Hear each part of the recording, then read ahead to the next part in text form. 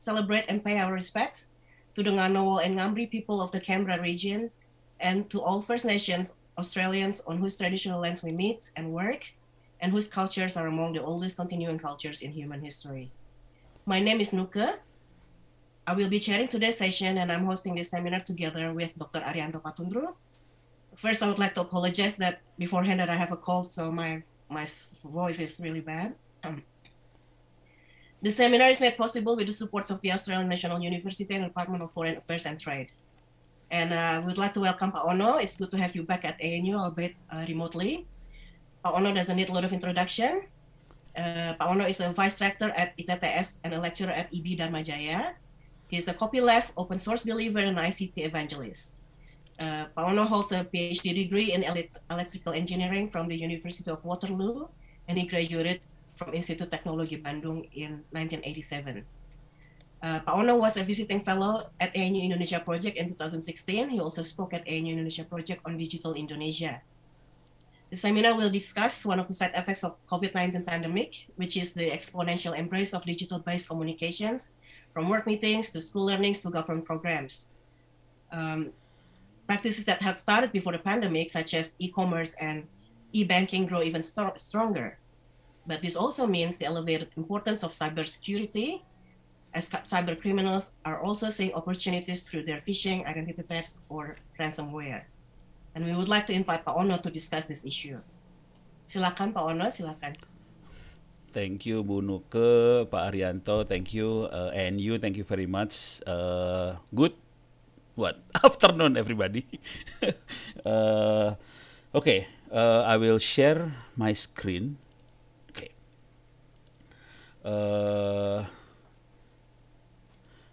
This is some of the reference for this talk. Okay, I will post it in the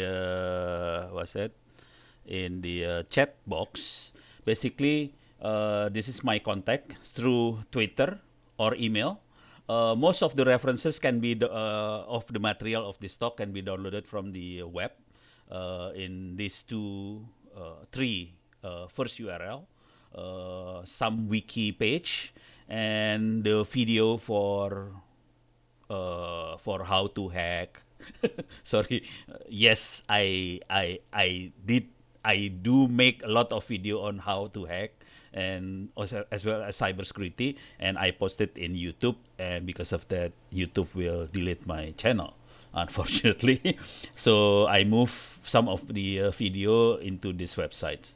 Okay, and also with many of my friends, we built the e-learning server on hacking, cybersecurity, e-commerce, and many things in these websites. And this one, the Cyber Academy, is on cybersecurity, and also some of this material in opencourseitts.ac.id, also on cybersecurity. Okay, so I will post this information in the chat box. Feel free to copy, to download all the materials. I will show you some of the materials here. Okay. Oops. Hey, wrong button. Okay. Okay. Yep. Oh, wrong button again. I put here. This is the LMS OnnoCenter ORID/pustaka/docs/security. There is a folder in English. You can download the English material here. This English material has been presented at APSIC, Asia Pacific Special Interest Group, something like that, conference at AIT in 2018, I think. This is on cybersecurity, but you can download. The video is also in my YouTube channel. So the English material can be downloaded from this website. The material is on how to teach cybersecurity.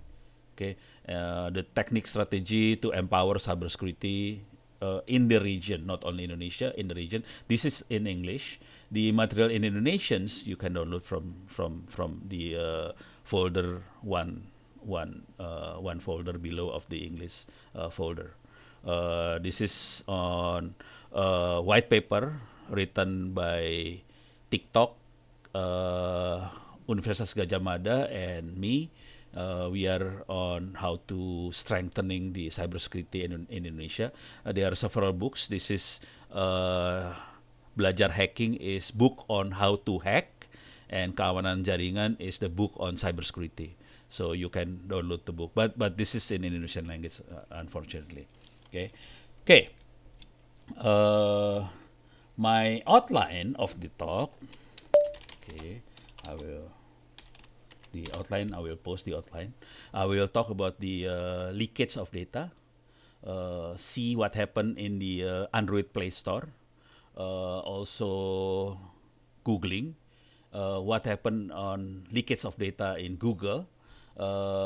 What happened with the victims of the data leakage. We can see from the comment in my YouTube channel, and then we will look at the hacker communities. Hacker is like, for most young Indonesians, hacker is like a hero for them. Many of them would like to become a hacker.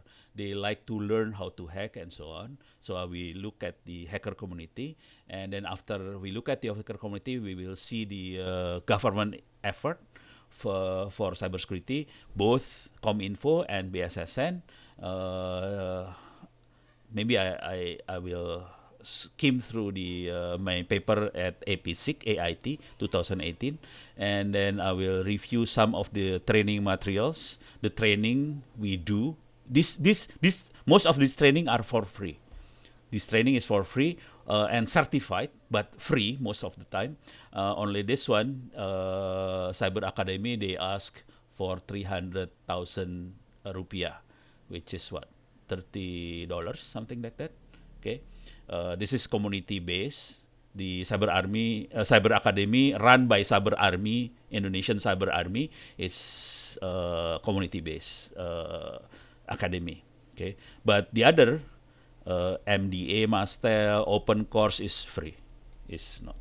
Okay, maybe later I will share some story when we actually run cybersecurity training. What happened in the on the ground. Okay, I will post this outline in the chat box as well. Okay, so you can read. Oh, okay. If you have any question, feel free. Oh, did I put in the? Oh, okay. If you have any question, feel free to put it in the chat box. Hopefully, I can read some of the questions. Okay, while I'm doing the. Okay, let's see what happened in the data leakage. The major report can be downloaded. It's summarized by, I think, CNN. Maybe let me see. Where is my pictures? Okay, this one. CNN. CNN. You can download the this picture from my website as well. The one of the URLs. I put the picture in that URL as well. So this is actually the condition. Okay, Tokopedia, May 2020, 91 million user data, and 7 million merchant sell in the black market for $5,000. Bineka, May 2020, also 1.2 million user data, sell in the black market, 1.2 thousand $. The KPU for the election committee, 2.3 million in 2014, but actually, what's that? 3 weeks ago or 2 weeks ago, somebody also sell KPU data again. So only like 3 weeks ago, because at that time I was in meeting with the KPU commissioner, and he's a bit worried because the data is leaked from the KPU. Okay, Bukalapak, June 2020, 13 million.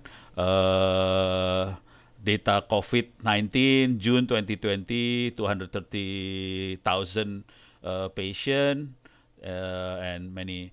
One of the biggest leakage is the BPJS Kesehatan, the health insurance, 12 May 2021, 279 million data, including the because this is about health, including the password for some of the authentication password, such as the name of the mother's name, that kind of stuff, also included in the data. Okay, out of 2,079 million, about 1 million the is set for free download. The 279 we have to pay to get the data, but around 1 million the hacker released the data for free for sample. So the 1 million user, the 1 million data is actually the government need to solve how to protect the 1 million data users. Okay, the latest one is you can look search on the web using kebocoran data. For example, fintech. This is 2020, so it's very easy to find the leakage problem in Indonesia. Okay, this is 30 April, 11 April. This is in what is it? This one, cermati.com. Sorry, no. The name of the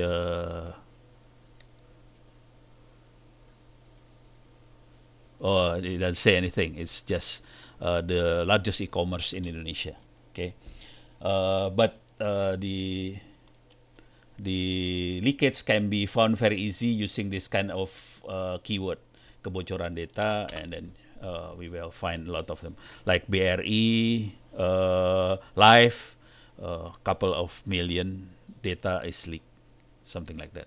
So these are one of the latest news only 2 days ago. Okay. Okay, so that's the leakage. Okay, this is the leakage, kebocoran data. Using the kebocoran data as keyword, we will find a lot of leakage in the Indonesian data. Okay, let's check using Google. Some of the leakage actually because the users, the people, they don't realize that they actually leaking their own data.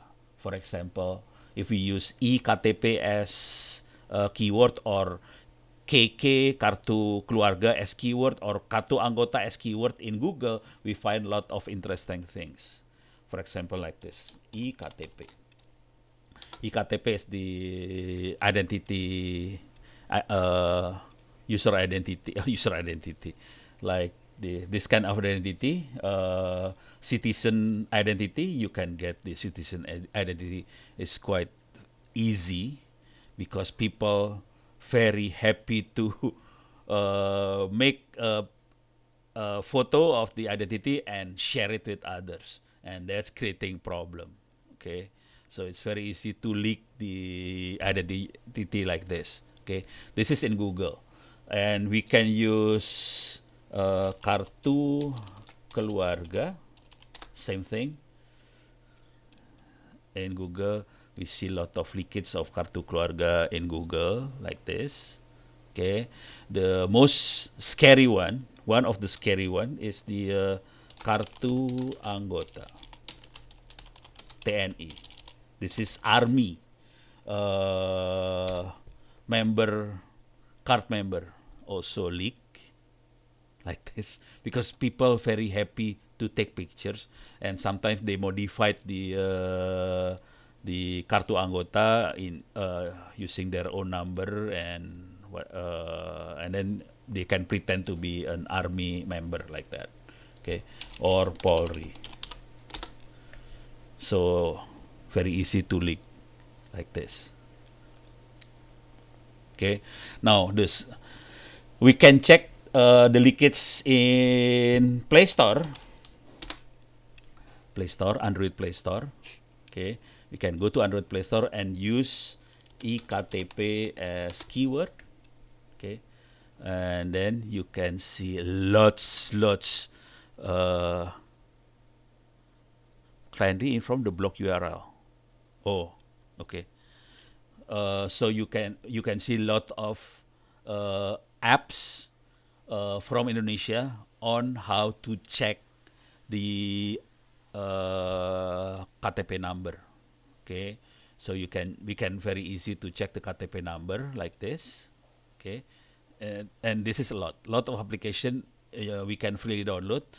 Even some of the application can read the NFC of the KTP. So we can check the KTP number and we can check the NFC of the KTP. Basically, we can have a lot of information of the citizen card itself like this. Okay, so it's very easy to find.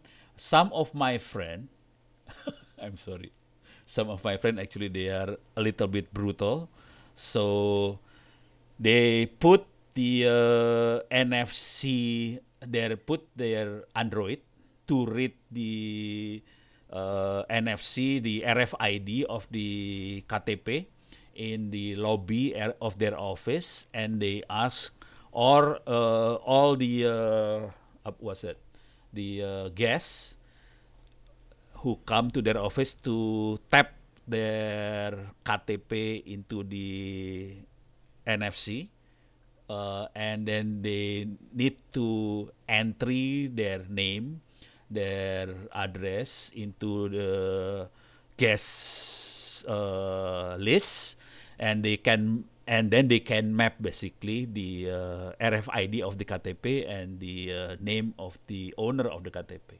So some of them actually hack the KTP using that kind of techniques. Okay, sorry. So that's the real one. Okay. So this is what happened with the leakage of the data. Because of this kind of leakage, people can then very easy profiling the victim, the target. I will show you some of the comment of the victim from my YouTube channel. For example, I will move to my channel. Okay. So I'm accessing my channel, which is OnnoCenter. The channel name is OnnoCenter. This is the channel name, OnnoCenter. Let me see if I can read some of the comment. Okay, I will. Oh, sorry. So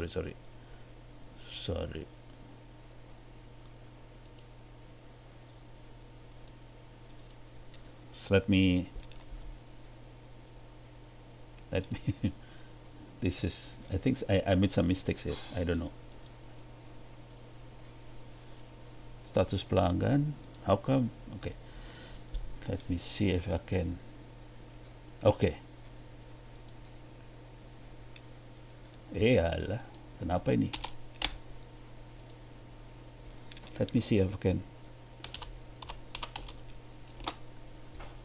Oh, I make some mistakes here. Okay, I click my channel. Okay, stop. Go to my. Sorry, this is wrong. OnnoCenter again. Basically, I'm trying to explore the comment on my channel and then check if I go to my channel again. Okay, stop. Let me see if I can get. How come I cannot get the comment?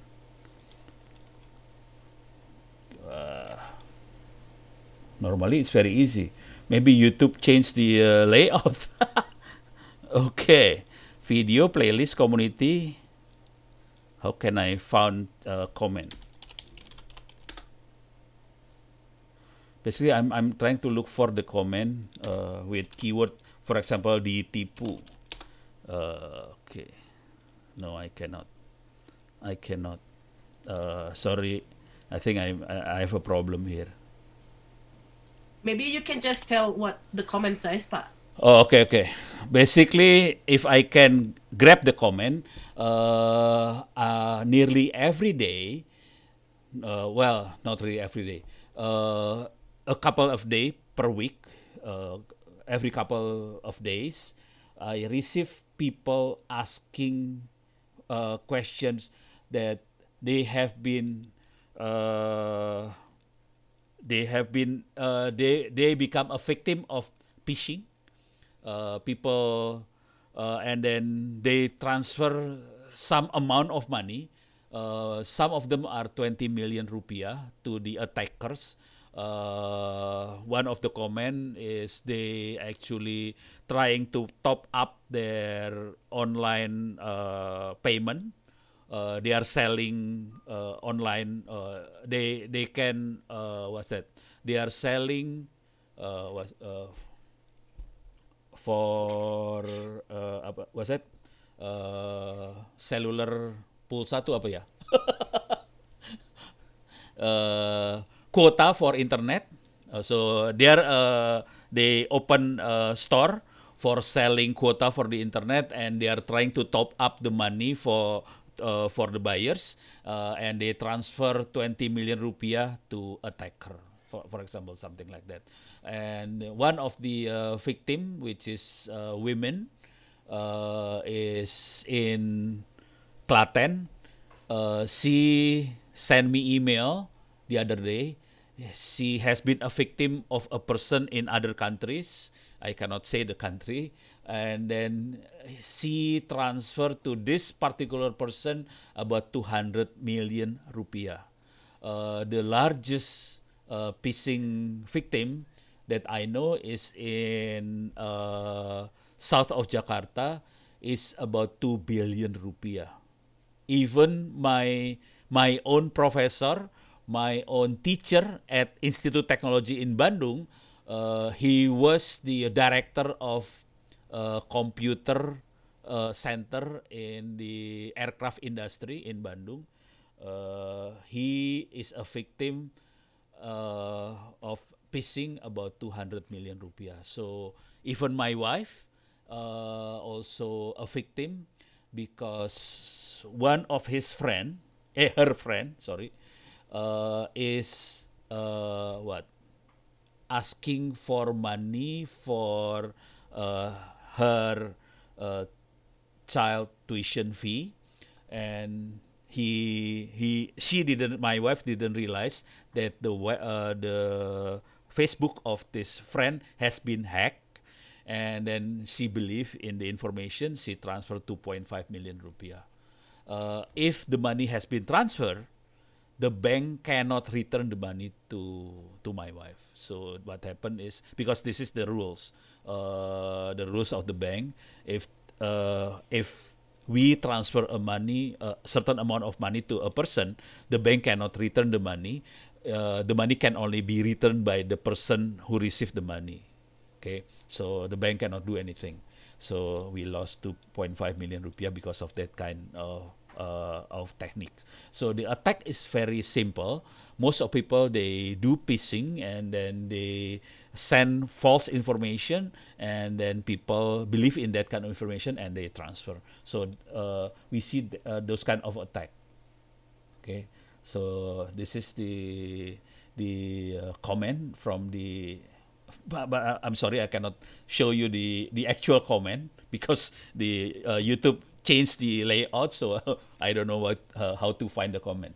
Okay, now hacker is actually from this comment, actually the same comment, the same thing.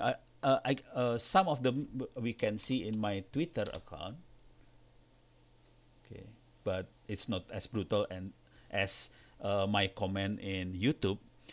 If you see my Twitter account, is maybe I can see in the notify. Okay. In my Twitter account, many of them are uh, actually basically question and answer type of tweet. Okay. Uh, Let me see if I can find. For example, like this. Pono, I set up something, and then I have a problem. Can you suggest the solution of that kind of problem? So people ask questions. I answer give the solution for the problem. Sometimes in Twitter, some other Twitter can uh, can answer the particular problem. So the Twitter is basically becoming a classroom, an open classroom, so people can answer and put question and answer. So what happened with Twitter? From this question, I can see very clearly a lot of young Indonesian actually see hacker as their idol. They want to be a hacker. They want to grab the knowledge how to hack. They want to be a hero. They want to be something meaningful. They looking for their what's that idol basically for the young ones. So because of that, many information, a lot of knowledge on hacking is actually very what's that very popular among young Indonesians. Okay, the hacker community is quite large in Indonesia right now. Uh, to be honest, the actual number I don't know. I cannot guess the actual number. In the past, in the early 2000, I actually managed four largest hacker mailing lists in Indonesia. The total member of these four largest hacker in Indonesia, that's in the year 2000, is about 60,000 member. Okay, but now even in my YouTube channel, this one, OnnoCenter, okay, the member is around 155 thousand subscriber. Okay, so and many of them are interested in my channel because they actually wants to learn how to hack. So we are looking at couple 100,000 hacker. But in my channel, maybe many of them are very young, very junior, not the senior ones. So we are looking at that kind of numbers. Having this many hacker, some of them actually we cannot control their attitude. Some of them are good hacker, like white hacker. They actually some of the white hacker you can find in cyber army, for example. This is white hacker basically. Indonesian cyber army is basically white hacker. They actually teach the young Indonesian how to become a bug bounty. They looking for bugs in the server, in many server. Some of the server provide bounty basically for this hacker if they find a bug in the application in the server, and then this server will the administrator of the server normally will pay them for the bugs. So this group of people actually white hacker, and then have these people now they create a cyber academy. Cyber academy. Okay. I personally will run a class on cybersecurity in Cyber Academy next week. Actually, starting next week for 2 months. So, okay. So this is one of the hacking class for hacker. So they actually teach how to become a good hacker, how to do a penetration test correctly, and how to analyze cybersecurity in a website or an institution. They teach in this cyber academy. Okay, so this cyber academy is coming from white hacker community. They teach the young ones to become a good hacker, and they do something like this. Okay, okay. So this is the hacker community. Some of them actually do the discussion not only in Twitter, in WhatsApp or Telegram groups. They interact in these groups. I personally more on Twitter because it's more open, so everybody can. There is no membership. Everybody can read the old posting and so on. It's very easy and no censorship, no membership, no nothing. So it's very open. So I personally more leaning towards Twitter rather than WhatsApp and Telegram. But some of the hacker actually on Telegram and WhatsApp group is more close. Now, having this lot of hacking community in Indonesia, of course we cannot control this. To be honest, it's very difficult to control this group. Some of them is sometimes we cannot control, but we normally use like peer pressure among us to stop the bad things happening. But sometimes we cannot stop those things. Okay, okay.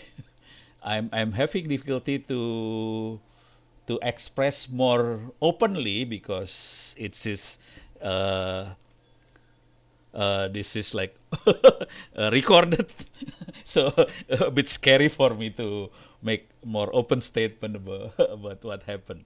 Okay, anyway, so basically we are having a problem in what controlling the behavior some of this hacker. Okay, but sometimes we know each other. So we very gradually trying to convince them not to do bad things, but sometimes we cannot control those things. Okay, now what happened with ComInfo and BSSN effort? Okay, this is what happened. This is from the what's that, the security side. Okay, ComInfo. Oh, sorry. I think we need to do something like this. ComInfo, they have a PSE. I just want to, sorry, but I just want to give a background. ComInfo is the Ministry of Information, and Indonesian Ministry of Information, and BSSM is the Indonesian Cyber Agency. Yes. So ComInfo is the Indonesian, yeah.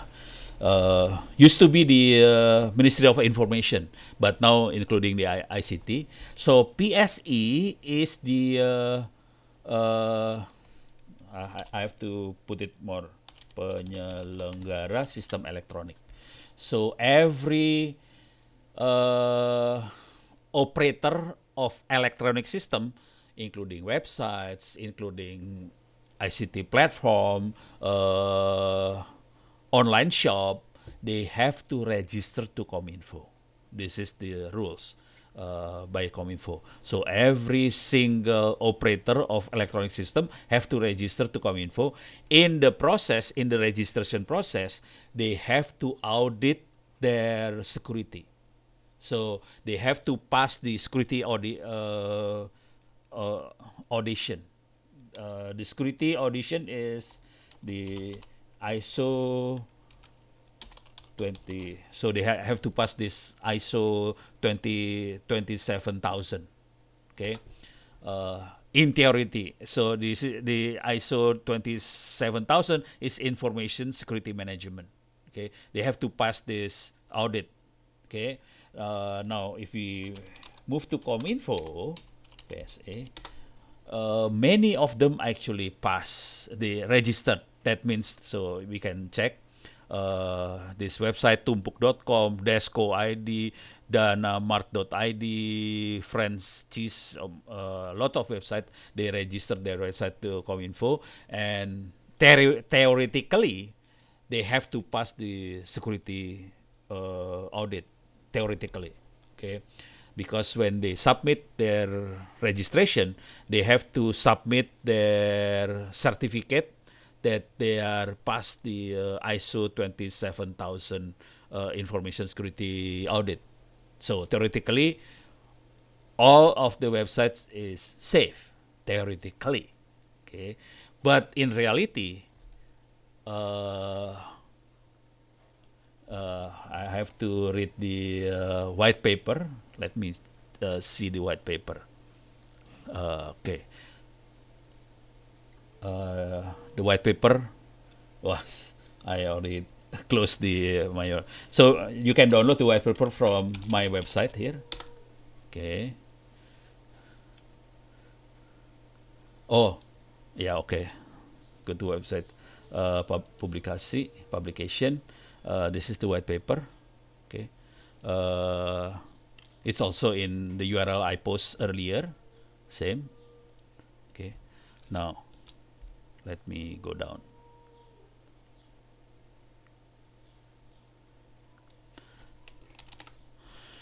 So this is the data from BSSN, the cyber security body, the Indonesian cyber security body. BSSN actually putting cyber attack sensor in many sites, so they can monitoring the number of attack within Indonesia. Okay, so they record about 29 million attack in 2019, and the in early 2020 is 149 million. This is early 2020, so about 1 year ago. But now it's much higher than 150 million. Okay, so the attack is more brutal because most of the attack is done by robot basically, and then 83% of corporate in Indonesia is being hacked. So if we see the data from Cominfo, most of the company is registered their website to Cominfo, and in the registration process, they have to audit the information security using ISO 27000 framework. But actually, in reality, 83% of the company is being hacked. So, so this is the reality. Okay. Okay. Now, little bit about BSSN. Yeah, this is their website, bssn.go.id. BSSN. This is the like the cyber what cyber cyber security body in Indonesia. They have many. Let me see if I can show the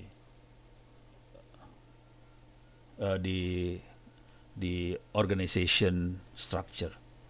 Let me see if I can go to the organization. This is the organization. They actually have a lot of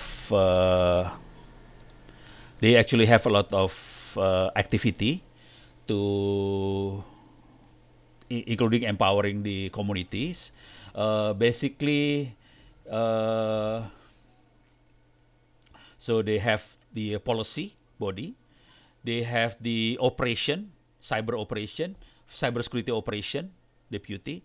They have human resource, and they have the cyber security for including for the in the economic sector.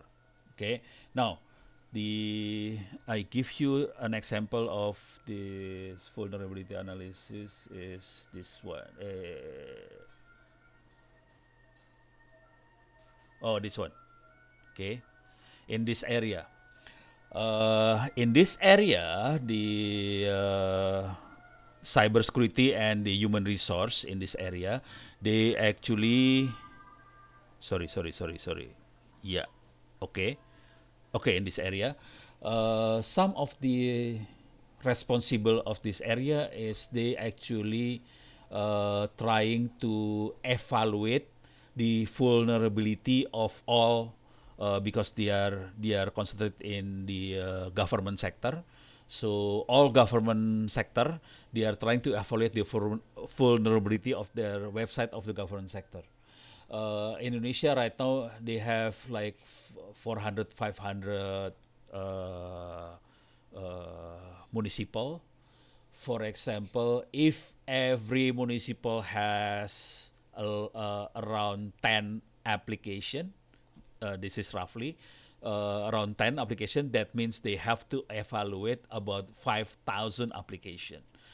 The actual deputy uh, for doing the evaluation, the vulnerability analysis evaluation, they have only a dozen uh, staff to do the evaluation for 5,000 website with a dozen staff.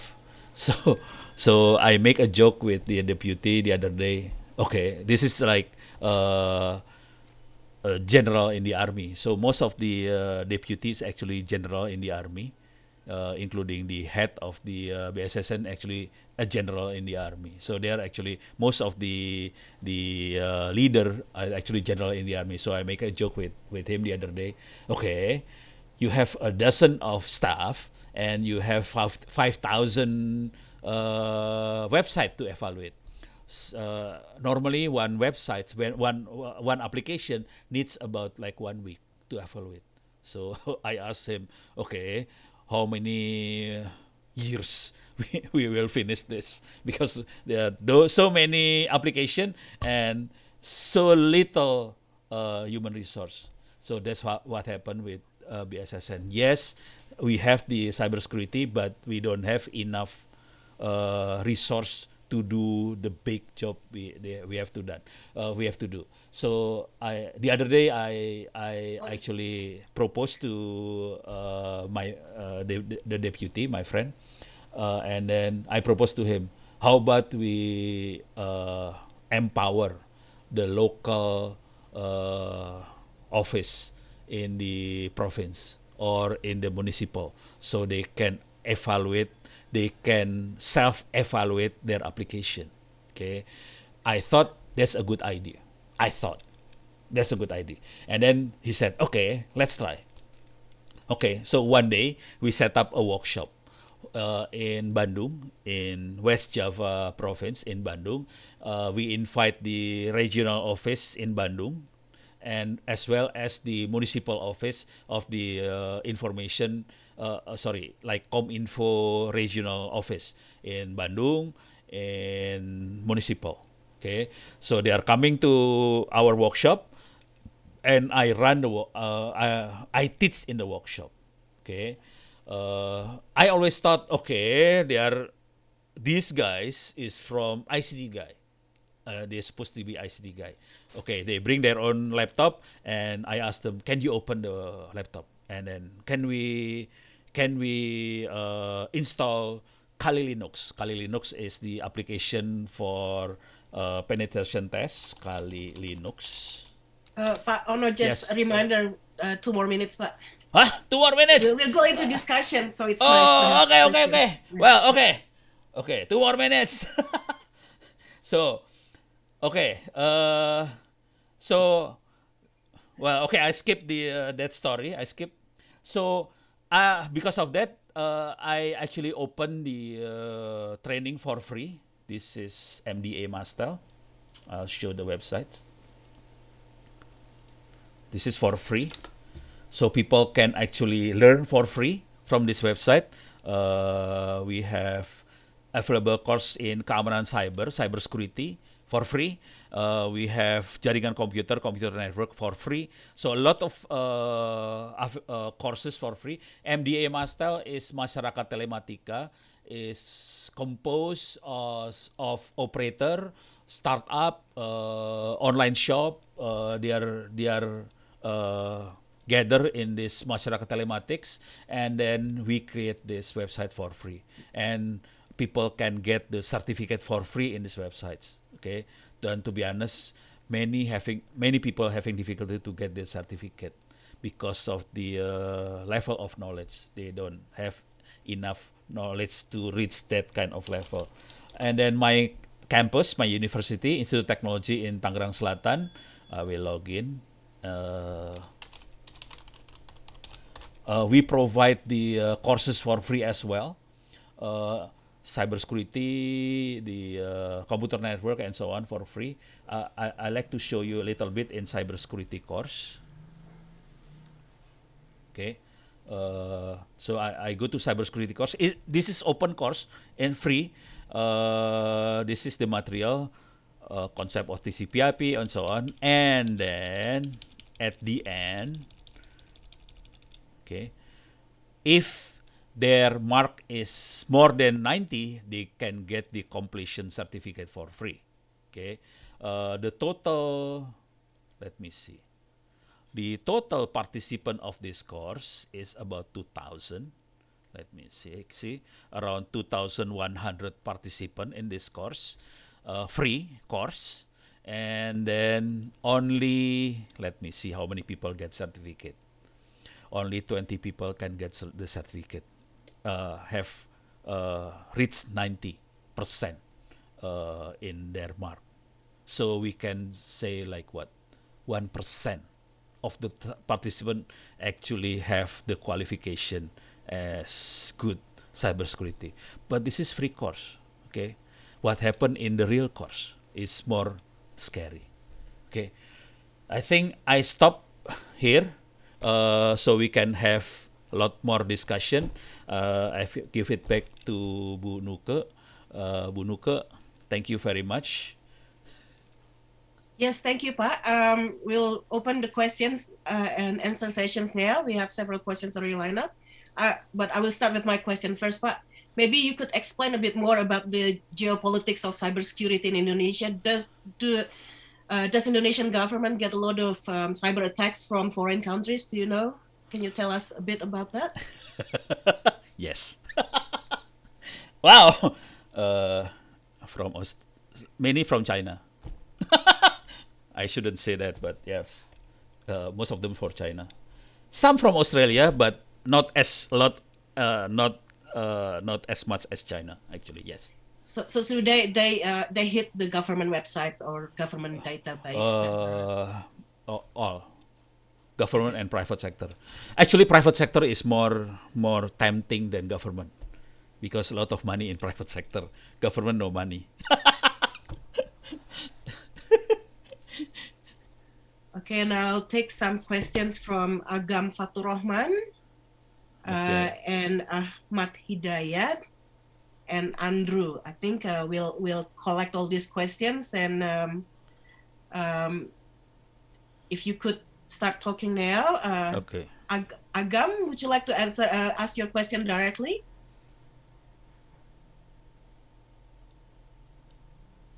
Ya, Pak Ono. Yes. Thank you, Pak. Honestly, I never heard about Institute Teknologi Tangerang Selatan. Oh, this is very new. I live in Tangerang Selatan.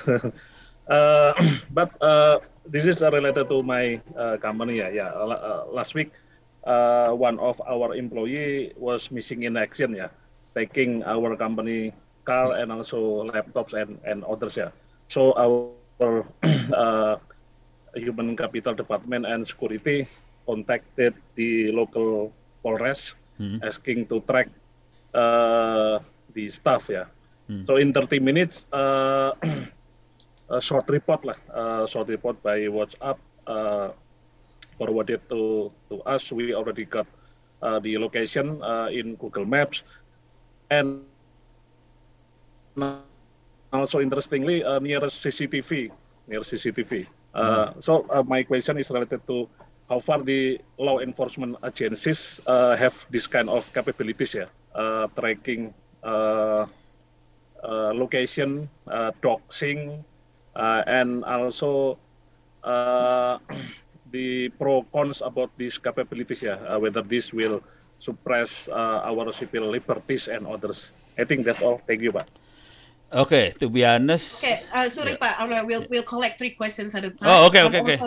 Yeah, and then just to continue with someone else asked a question, continuing with my question, what does that mean, Pak Onno? Attacks from China and from Australia, what sort of attack do they do? What sort of threats that they send to Indonesia?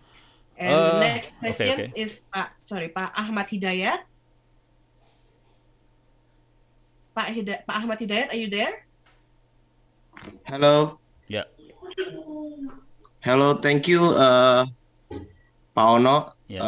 I have a question, Yes. As you explained earlier, that the number of data leaks and the number of cyber attacks.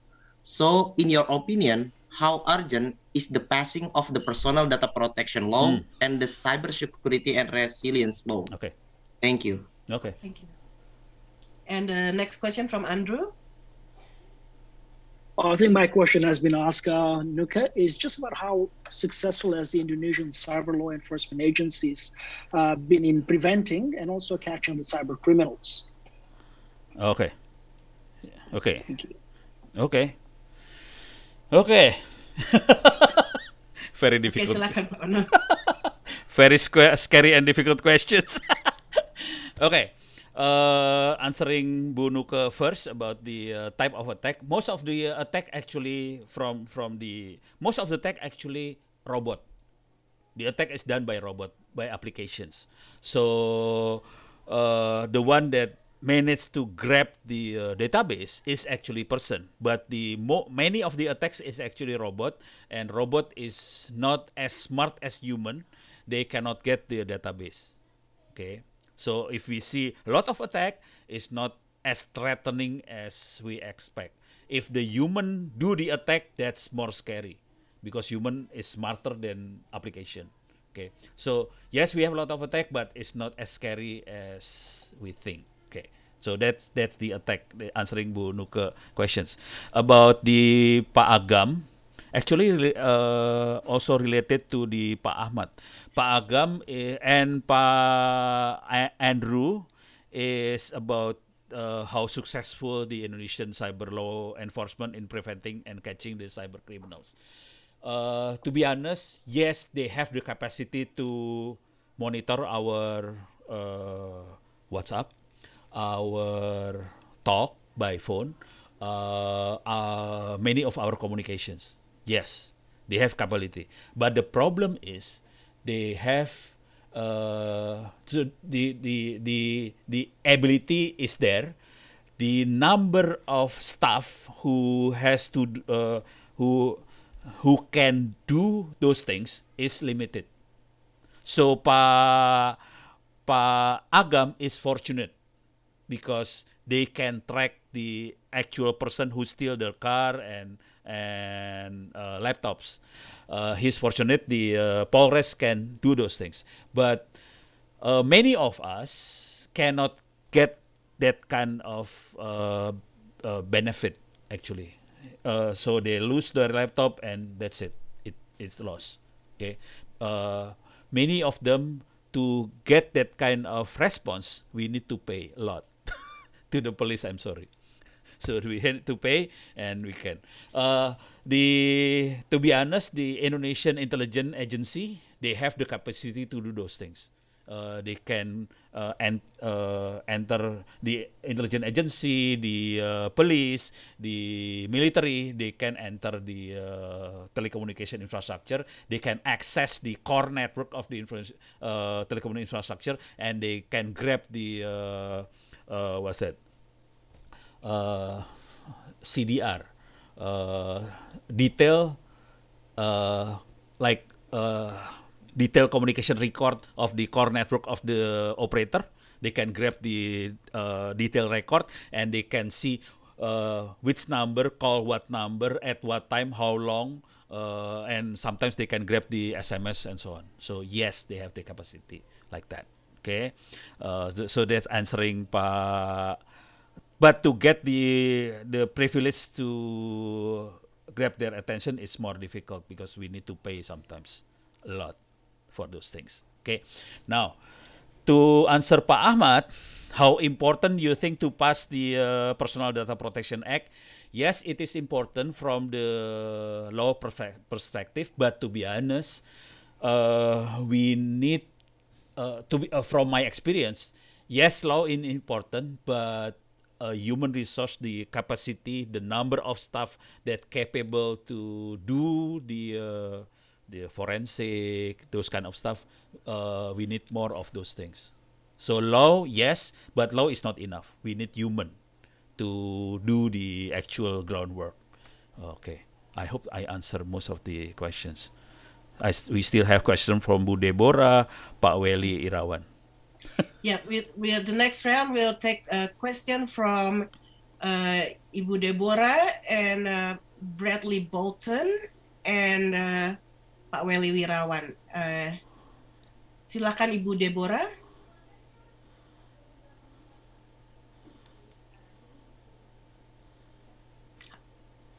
Hi, Ibu Deborah, are you there? I can read your question if not. Okay, I might just read it. Thank you, Pak, for sharing, Pak Onno. How has the cybersecurity landscape in Indonesia changed during the pandemic? The cyber threat landscape, as well as the cyber readiness of the government and the civil society in dealing with the changing cyber threat landscape. And also, we got a question from Fiona. Are you there? Yes, I'm here. Okay, Thank you. silakan. Thank you, Bang Onno. This is Fiona. Hope you are well. Thank you for sharing. I only have simple question, Bang Onno. Thank you for sharing about your class, about your cybersecurity. But I really concerned actually for Indonesian people regarding about e-commerce. When actually like Bukalapak, Tokopedia, when they can leak this kind of data. So basically, what step can be taken actually for general people when actually they don't have access or knowledge about cybersecurity? When now they use social media activity and online shopping probably growing so well during COVID pandemic. That's my first question. And second one, I also heard that social media account profile actually is more valuable to be sell rather than stolen credit card number. Is it correct? And why? Why the social media account is more valuable? Thank you so much, Bang Onno. Okay, Bu Fiona. Nice to meet you again. Yes. And the next question is from Bradley. Silakan. You there? Hi, Onno. You kind of talked about 83% of corporate was attacked in your white paper. And I just wanted to break that down a bit. Was that because of a failure of like emergency response teams or like information or advice not being there or just bad literacy and practice? So what's kind of the weak link there? Okay, I'll try to answer Pak Bradley first, maybe. Most of the time when most of the time when attacker attack, they will attack the weakest link, which is the user, the customer. So normally they attack through that path, through the user and the customer. So because they are not well informed, so most of the time they will not attack directly to the corporate. So they will attack the users, the pegawai, the staff, and the customer. So that's the weakest link. So it's actually also answering Bu Deborah questions on the cybersecurity landscape in Indonesia during pandemic. Okay. So the same answer actually correspond to Bu Deborah on the change in cybersecurity landscape. In the past, most of the office, the design of cybersecurity in the office assume that the staff will be work at the office, not outside, not at home. Okay, but during the pandemic, most of the staff will work from home. And that's changed a lot of the cybersecurity landscape. Because of that, they are more vulnerable to attack because they work from home. The attacker can inject Trojan to the gadget or laptop of the workers, and they can sniff the traffic, and they can get a lot of information from the Trojan. because of that, many of the uh, I have to confess here. Because of that, I receive a lot of invitation to give talk in this corporate on how to do internet safety for the end users. So it's totally different than before pandemic. Before pandemic, I'm not receiving a lot of webinar on internet safety for end users, but now a lot. Nearly every week, I have to give the same talk about internet safety to the end users. So that's what happened. Now to Bu Fiona, yes, actually, to be honest, the social media is more valuable than the credit card. The credit card is maybe more difficult to attack because they have like OTP password and so on.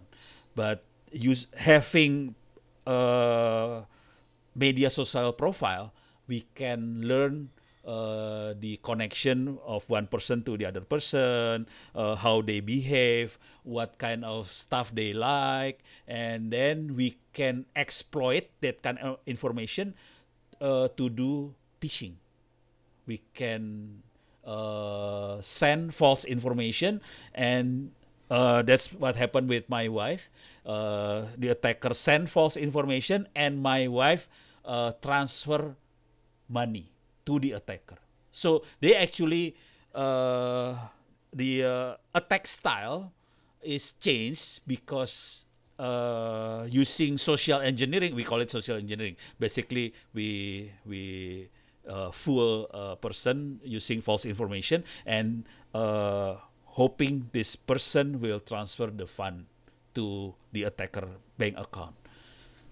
The end result is the same. They are looking for money, but the way of the attack is different.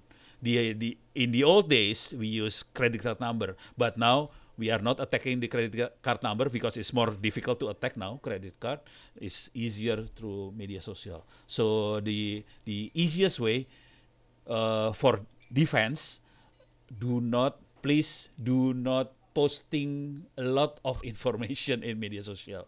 So limit your posting. That's it. Sometimes they said think before posting. I hope I answer many of the questions. The last one is Pak Weli. Should I answer? Pak Weli maybe would like to ask the question Okay. Directly.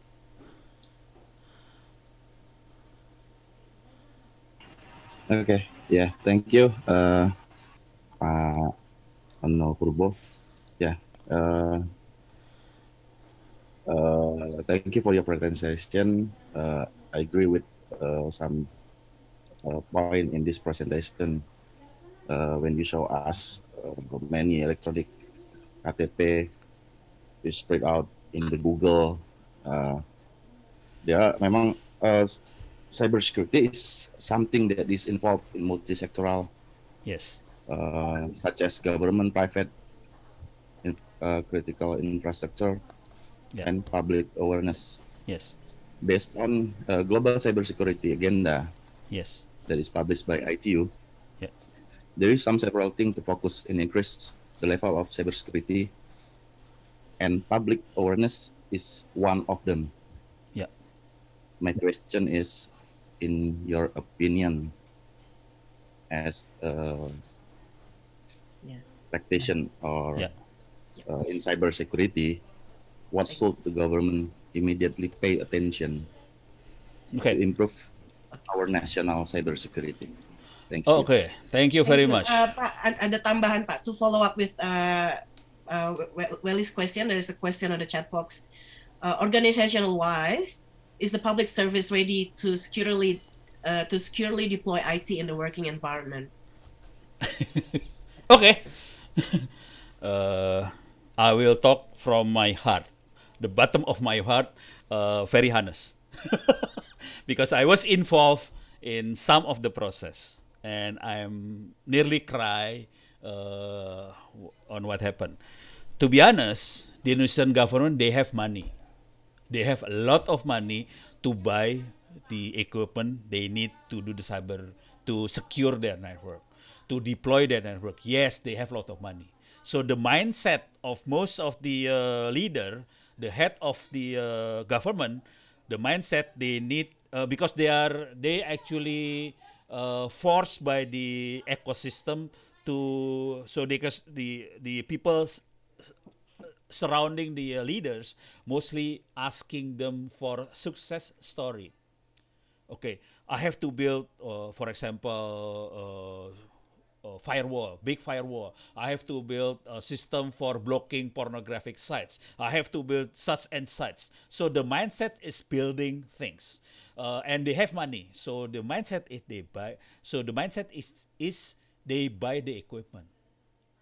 In one, from certain angle, it's is that there is nothing wrong to buy this kind of type of equipment. But what happened is, okay, yeah, and the other side is the law. Yes, they are working on building, setting up the privacy, data privacy act, and so on. Yes, it's there is nothing wrong with that.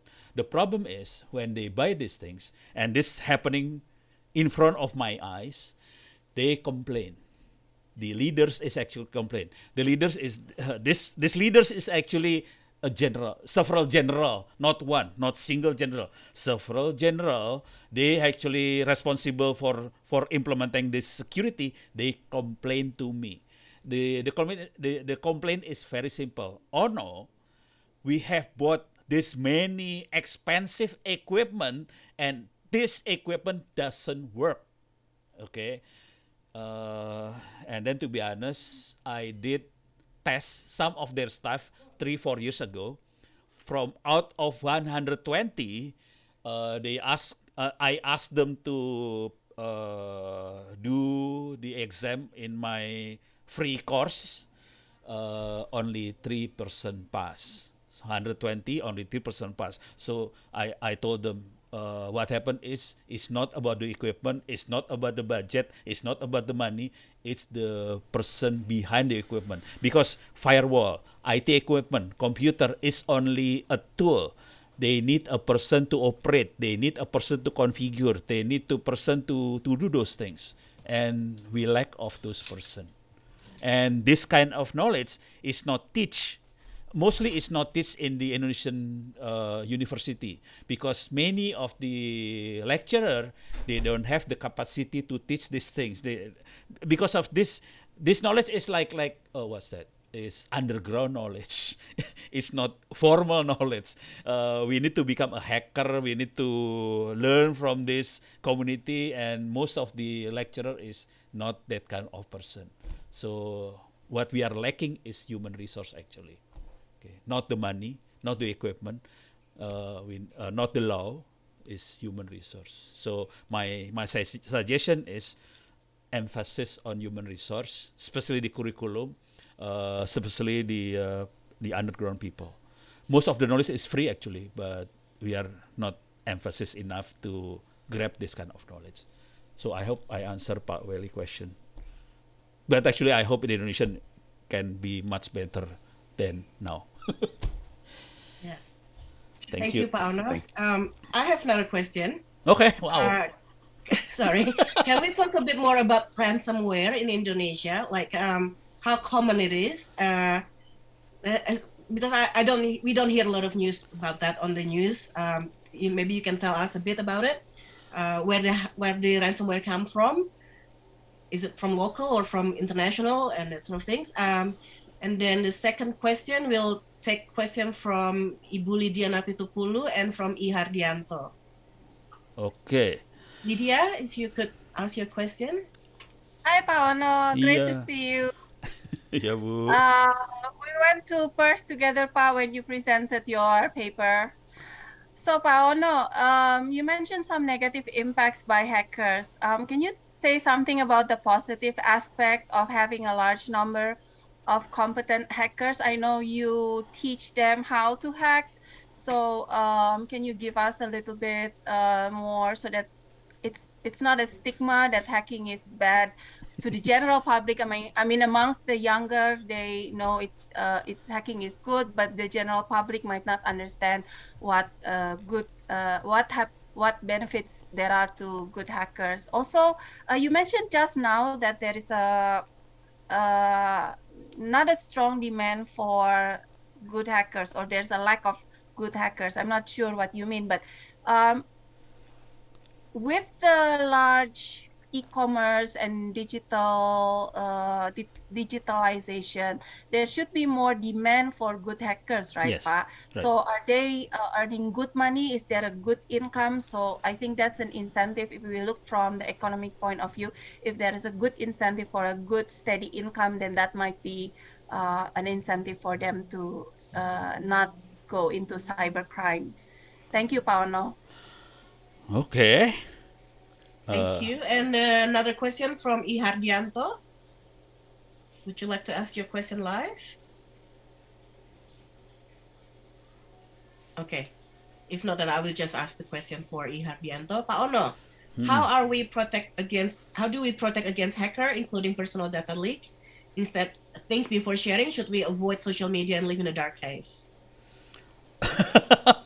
Wow. Okay. I think it's difficult to avoid social media. To be honest, I use social media for self-marketing. to influence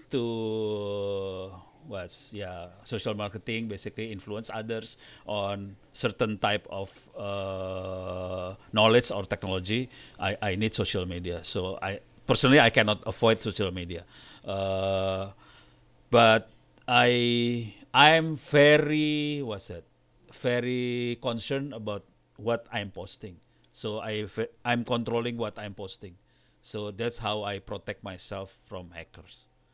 Okay, I protect from them from exploiting my information to to to become their benefit. So exactly like that. And I'm really hoping that people actually ask me if there is something strange about my posting, or people actually trying to mimic Ono in WhatsApp, and they said, my name is Ono W Purbo, this is my number, and then people sending me email, are you Ono, are you have WhatsApp? So they always cross check because of that. Okay, so open myself into cross check so people can cross check on what happened. So that's about Pak Hardianto. Bu Lydia, to be honest, to become a good cybersecurity practitioner, expert, we need to know, for example, the logic is very simple. To have a good defense knowledge, we need to know how people attack. So, to a good defender has to know how others attack us. So, to have a good knowledge on cyber security or cyber defense, we need to know how the best hacker attack our network. So, hacker and cyber security is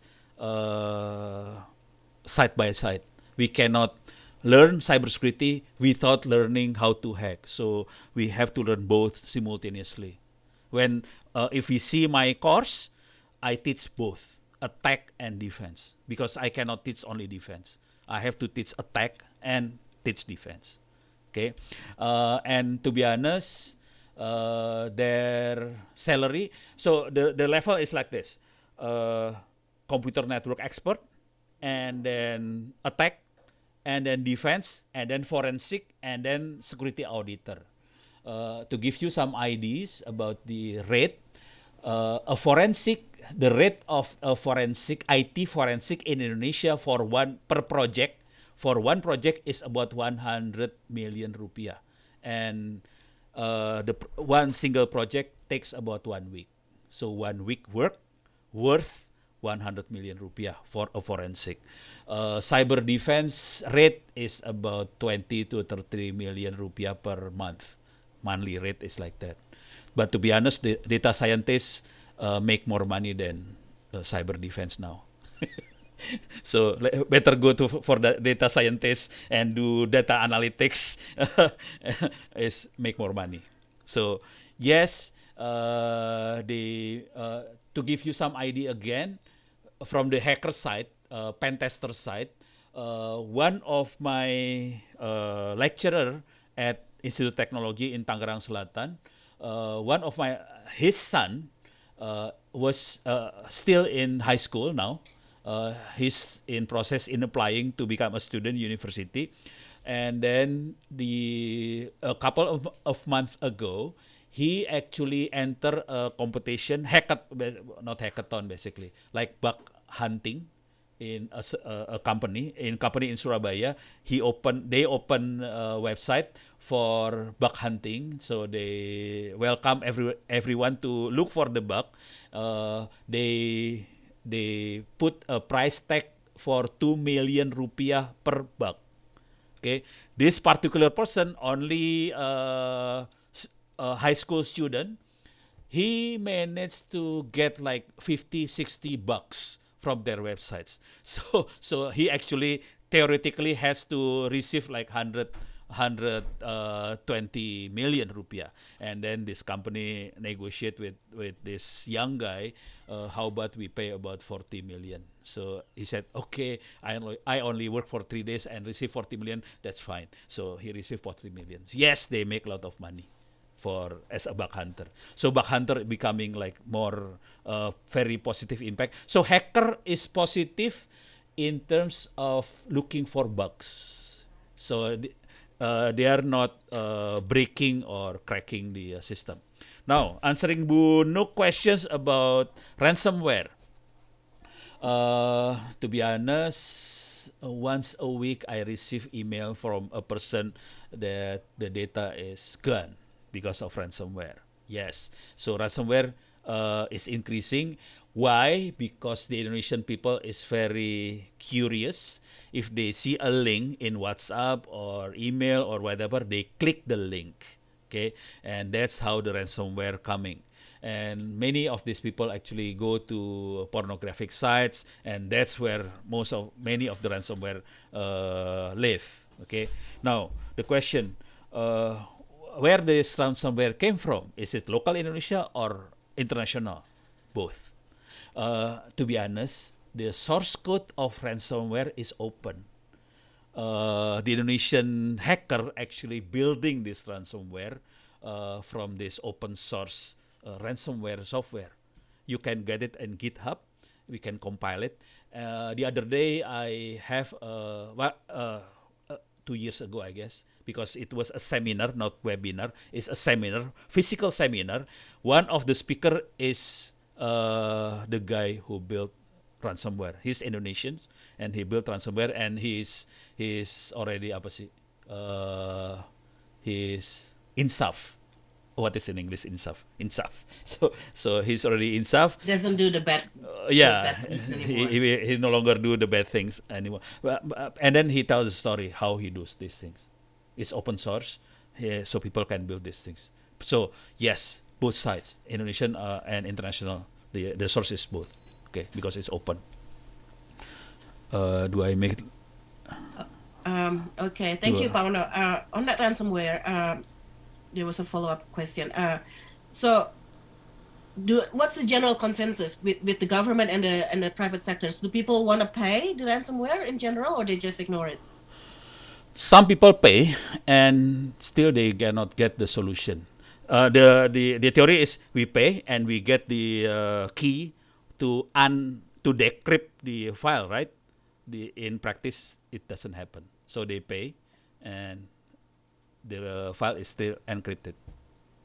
So it's better not to pay ransomware. Better not to. So better we back up the files. Okay. Yeah. Okay, and now we're gonna do for the last round of question. We have a question from Vicky, and we take the next two, Abdul Rohim. So I'm just gonna open up the Vicky. Okay, I think I'm just gonna ask Vicky's question. who is that?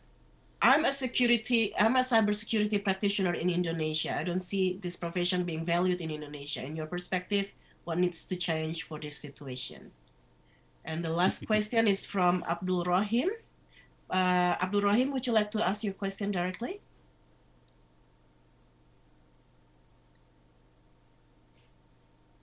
Okay, I will just read it. Pak Ono, about data leaks or problems or challenges in Indonesia, considering that there is already a law that stated the system operator responsibility to data securities, from your opinion, what should be done to deal with the challenge? Is it to by emphasizing on the policy level, on the new laws, or on the practice level? Should the system operator be enforced to take the responsibilities for the data leak? I think those are the questions, Pak. Silakan. Okay, Pak Abdul Rahim is more difficult. Okay, I answered the easiest one first, Pak Vicky.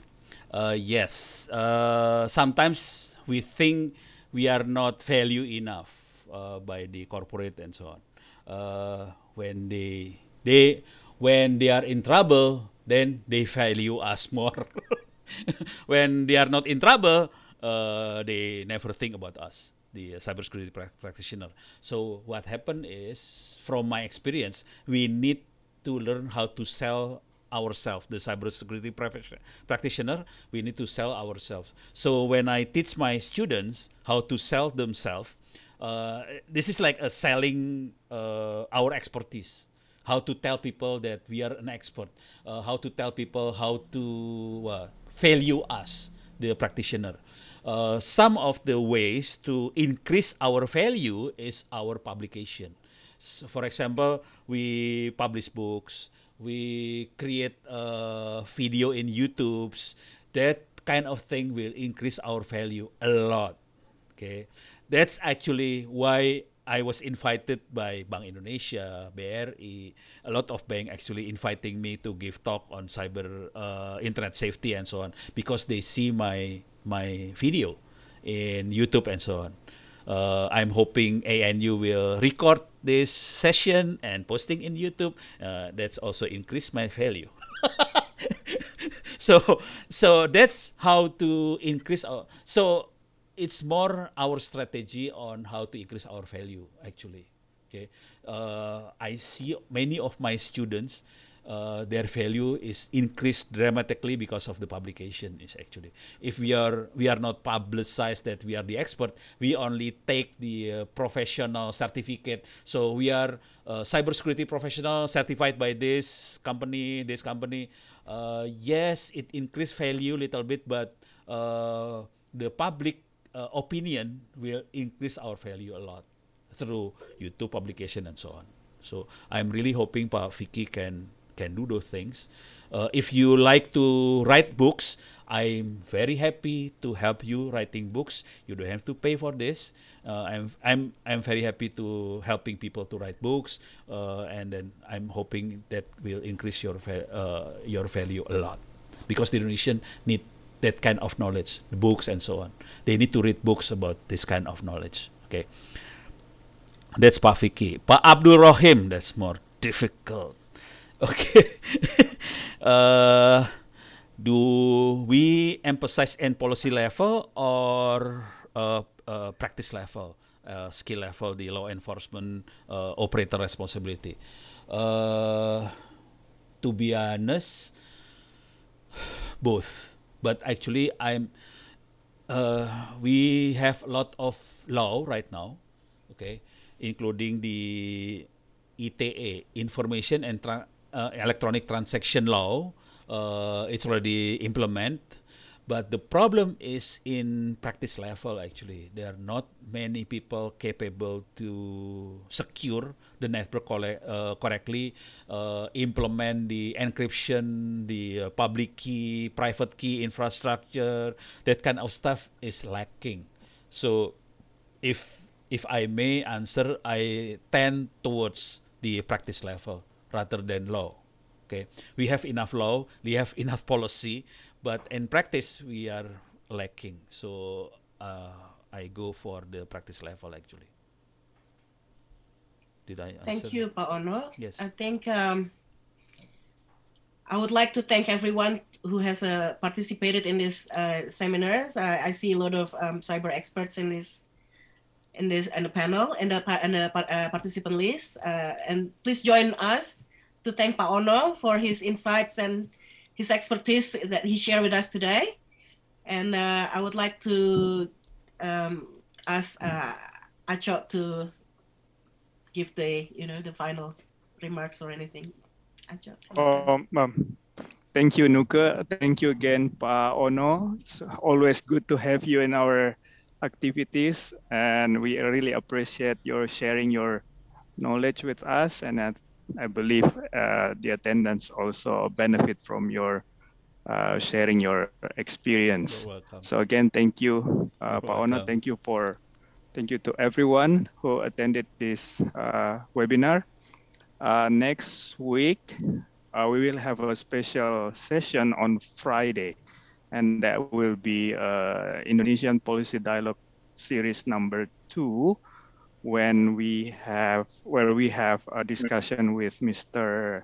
Arshad Rashid, the chairman of Indonesian Chamber of Commerce and Industry. That will be Friday, 10 a.m. Jakarta time or 1 p.m. Canberra time. So thank you so much, and I will let